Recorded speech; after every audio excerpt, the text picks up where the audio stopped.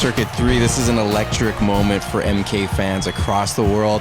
And I mean, for the fans here today, it's been insane for us so far. You're just getting a taste of what it was. But how about you guys give us a taste of what you were doing a little bit earlier before these cameras were on? Yeah, I mean, it feels good. Oh man! I mean, normally I get told to put my shirt back on, but when I had it overhead, whipping it around in circles, and we got 500 deep of similar it's all men, but they're loving it. I wish there were a couple women here loving that, but I think it's a safe space in a way for us. Just that you take your shirt off and whip it around. There's 500 Scots in the stadium just cheering you on. I mean, it's exciting stuff, and I think we can hear in the background there's a little bit of Rock and Roll Part 2 playing, and that's just been, we got an encore going. I mean, before we got on air, Scott waving his shirt around, I'm doing the Joker dance. I fell pretty hard down the stairs, but man, it doesn't, the adrenaline hits, like you're in this stadium, you feel like a gladiator, and I mean, I might feel it tomorrow, but boy, oh boy, do I feel all right now. And getting that spaghetti Alfredo cannon loaded up and blowing it out into the crowd. They're all barking like seals with their mouths open as the noodles just fly in.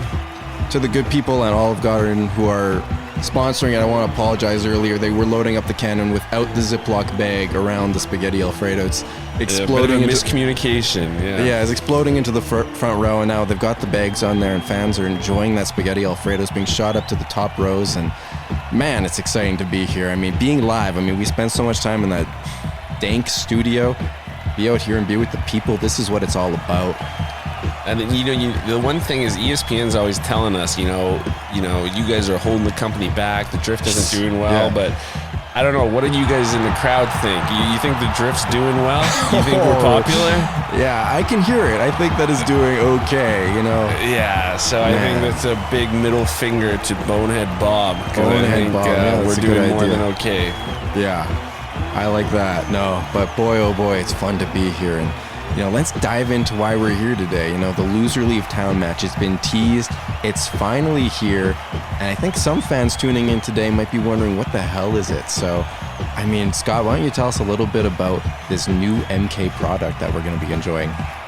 Well, it doesn't get any bigger than this. It's 1v1, a racer from MK1, a racer from MKS. We know the bad blood between the leagues. Oh, yeah. And the blood does not get any badder than when you're talking Marky Mark versus Midas. All those rumors flying about, did Midas run away? Did Marky Mark orchestrate him getting kicked out? And, now they're coming head to head, and this is finally to prove who is the superior racer. And it's kind of like that movie Troy, when... at the start when they send out Achilles and they send out the best fighter on the other side, it's just 1v1, which league is better. Yeah. And fun fact actually is that, at the start of that movie, they have Achilles waking up with a beautiful girl, but he was actually homosexual. And it kind of makes you think about, the unrealistic standards, they put on men to, kind of be, fit and with a hot girl. That's something that we live up to those standards, but it is tough, for other people. Anyways, it's just something that I'm thinking about. But anyways, it's 1v1, just like the movie. Yeah. And it's who's the best and what league is the superior racing league. I didn't even know that was a real story. They were real people, to be quite honest. Yeah, I don't know. Okay, but you're reading some interesting books. This is the college boy coming out, and I guess this is not necessarily an environment for college boys. I know that there's some guys in the crowd who have big degrees. They're smart guys, but this is the place where you put your college degree aside and you just kind of get a little bit wild and animalistic. And I'm excited to sort of talk a little bit more about the racers that we've got coming up, and maybe off air we can talk a little bit more about your Greek and Roman history or whatever the hell you're into, but. This loser leave town match, like you said, it's the best racers, it's best of the best, and it's exciting to see that just kicking it off, it's two racers who are in the top 10 power rankings, always been big names, and, they're going head to head. These might be the two most, aside from Sexy Bacon and Donald Hawk, who we see battle back and forth every day on the track, I don't know if there's anybody else with more history going back and forth. So this is a huge deal to see these 1v1s starting off with such a marquee ticket. Yeah, it couldn't get bigger, Mike. It could not get bigger, and I think the crowd is, they agree by the sound of things. So let's dive into the racers a little bit. You know, looking at this beautiful power ranking board we have up, obviously at the top you see Donald Hogg, Sexy Bacon, just like you expect. Surprised by Pam, and this is where we start to get into the racers we see today. King Midas, number 4, Marky Mark, number 6. So, you know, I don't know, do you even agree with these rankings when you look at them? Do you think Marky Mark deserves that higher spot? Like, is this accurate in your mind? I mean, as kind of an MK1 traditionalist, I think it's, you know, I want to say Marky Mark should be above Midas, but I can't deny the fact that Midas beat him last year. So, you know, obviously they're in different leagues now. Midas has maybe been a little disappointing so far. Yeah. But at the end of the day, last time we saw these two racing against each other, Midas was above him, so I can't argue that, Mike. Yeah, I mean, like, let's dive in and let's talk about Midas a little bit more. What do you expect from him today? Best of 3, he's a fast racer. We always talk about how give him a stretch of open track and he's going to be uncatchable. You know, this Mario Circuit 3, it's not quite open track. There's a little bit of curves, there's a little bit of fun, but I think that it's the kind of track that you think that he might just run away with this one. That's my opinion. Yeah, I mean, I think if you had to build a perfect event for Midas, this might be it. Once you get that dog on pavement, boy, oh boy, he's tough to catch. You know, it's kind of the items that seem to get in the way, and sometimes he makes some weird decisions, but when it's just pure racing, you know, he's tough to beat, and yeah, I'm not going to bet against him. I think, you know, the MK1 commissioner might have thrown Marky Mark to the wolves with this one, but this is really built for Midas. Yeah, and I mean, I have to agree, but, you know, there is that chance. Marky Mark always is the savvy veteran. He pulls something out, and let's talk a little bit about how you see it would require him, what he would have to do to win this event. He's going to have to pull something off in the final lap. You know, I think that's kind of that's where we've seen him work his magic, as you said last year, that Marky Mark magic. He always seems to pull something off, and that's what he's going to need to do, because if we're just talking pure racing, he ain't catching Midas, but maybe something happens where you know, he does sort of a savvy move at the end and pulls it off. So I think it's really going to have to be, you know, just some clever racing on his part. Yeah, no, I think so too. And we have the Bet MK winning picks. Who do you see winning this event? I think people might have a clue who we're going with, but let's put it down on paper. Scott, who do you see winning, and how many races do you think it's going to take? Hey, it pains me to say this. I'm going Midas in 3 races. Midas in 3 races. You know what? I'm a little bit more confident, and I'm going to say Midas in 2, because he's just got that open track speed. He goes around those curves so perfectly, and I just think, you know, it's got a little bit of that brawler feel to it. I don't want to completely write off Marky Mark. You know, these small tracks, they've got that little bit of brawler feel to it, where you feel like you could get into the trenches with somebody, but ultimately I just think that paved road is going to be too much for Marky Mark to catch up on. Yeah, we're on the same page here, Mike. Boy, oh boy. And now we're just getting to the most exciting part. The racers are coming out, and whew, I think we're getting goosebumps. I mean, we feel like gladiators just calling it. I don't know. I can't imagine what they feel like. There's got to be some nerves. That could come into play. Too. Yeah. All right, well, let's take it down to the track and watch what happens. All right, well, we see you got a couple of refs there just for people to know. But out of the gates, Marky Mark is a little behind, and I think King Midas, ooh, a big bang. Scott, where do you see him on this track? Hey, there's no love lost between these two. This is truly, you know, I think the only way the loser's leaving is in a body bag. Absolutely. I mean, Marky Mark's off to a bit of a faster start than we thought, but mushroom, I mean, King Midas has that mushroom. You think he's going to take a nice shortcut and just regain the lead? And we see him use it. He's taking that one. Wow, that's kind of a movie. Oh, and then Marky Mark boosts in front. I mean, that's a savvy veteran move. That incredible use of the boost. Midas has the green. What's he going to do with it? He launches it. Oh, that's good. Oh, my God. Wow. I mean, that just barely missed. We're going to have to look at that one afterwards. I don't know how he avoided that. Marky Mark just beautiful banana. I mean, he's leading early. I mean, we expected this to be flipped, but Marky Mark is just coming out of that corner. He looks like he's in control. A red shell coming. He's always got that banana peel. It's just 2. King Midas. Oh, boy. Another red coming. And he just has that protection always. Is King Midas going to have something? A red comes out of nowhere. And, coming into the final lap, this might be big for King Midas. It could be his worst nightmare, though. A lead in the last lap. Yeah, he's notorious just... he's got no protection. Oh, no protection. The red shell's coming. Oh, blown up on that corner. Here comes Marky Mark regaining that position. He's going to have some protection getting that double box. It's a big lead. Uses that coin. Another beautiful banana.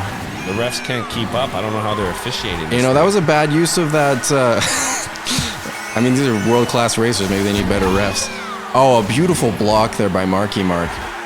And I think, it just looks like Marky Mark is going to hold on. Oh, wow. This is a stunner. This is a stunner early on. I'm shocked to see that. But, yeah, and I mean, let's go back to the start of the second lap. That green shell flew right by. I don't know how Marky Mark... We're going to have to find that slow motion and watch it. But Marky Mark barely avoiding that. And that could have been an absolute game changer for Midas. I mean, he's not known for his item work. We've seen some nice, beautiful green shells in the past this year. He famously hit Shell Carter in the Big Boy Classic on that final corner clip that we love to watch. But, I mean, wow, he just barely misses Marky Mark. And eyes in the back of his head or just luck, I don't know. But that seems to be the story for Marky Mark a lot of the time, that he just knows where to be on that track. And that's how he gets such consistent, incredible racing out of his MK1 career. I'm stunned right now, Mike. Yeah, it's, I mean, I think the fans are stunned. There's a big contingent of Marky Mark fans who are just absolutely losing it. I don't think that we're making any bones about it that Marky Mark's the popular racer here. He's the one that the fans have come out to cheer for the most part. The American flag's waving, going nuts in the especially in the crowd. when we're here on American soil. I know that there's some Saudis off in their private booth. They're jeering at us a little bit. I mean, we know them. But they were jeering at us a little bit when you had your shirt off and you're waving around. I'm falling down the stairs. And, I did actually look at their Twitter and they're posting about us. And, they're just saying, American hosts and things like that. And it's a video of me falling down the stairs. And only in America, they're saying. And I didn't like it, but, we're getting paid so much by them. And it's okay to be on somebody else's blooper roll. Because even though it's your own highlight reel, in a sense. Yeah, we'll wet our tears with $100 bills. Yeah, and I mean, boy, it just doesn't feel like these racers had any time off, but they're prepped and they're ready for that next race. So I'm excited that we're going to be able to kick things off here pretty soon. All right, going back to the track. All right. Go, Mike. King Midas just shoots out of there. I mean, he's mad. I mean, look at this. This is a totally different race. Ooh, the bump again. That first corner, you see that bump happening all the time, Scott. What's Marky Mark going to do with that mushroom, though? He seems to be holding it. Yeah, and I mean, last race we saw him use a mushroom when he could have advantageously taken the gap. Ooh, a big banana. I think that's a game changer. He's going to be creating a lot of space off of that one. That's just a savvy move. Marky Mark, a little bit of help with that mushroom, but not really helping too much. King Midas is just dominating going into that first lap. Yeah. Big lead. The refs look a little quicker this time, which is good. Looking at King Midas, he's just absolutely dominating. This is the kind of race that we were expecting. This is what you don't want from Marky Mark's perspective, is Midas with a lead, because you're never going to catch him. I mean, look at that. That was a bold thing going over the sand. A lot of racers who got stuck there. And Marky Mark, nice use of those mushrooms. But could have taken it a little bit tighter, but he's just struggling a little bit. King Midas going into the third lap, a nice lead and good protection. Coming around. Man, I can't see. This is a perfect race for absolutely. Midas. He's coming around that corner where he was struck last time and just absolutely untouched this time. It feels like he's just going at that hairpin corner. Marky Mark needs to use this mushroom well and maybe get a bit of luck. I don't know if that was the right time, but does get some items out of it. King Midas, he's got no protection, and the red's coming. King Midas, he's got a good lead. Can he recover from this one? I think if he just gets to the boost pad, he's got the lead. He just needs to hit the beat goes around. He went left. And King Midas is in second. Oh my god. Oh my god. King Midas has no clue. He's celebrating on the track. Oh my god. What is is he celebrating? Oh boy, he doesn't know.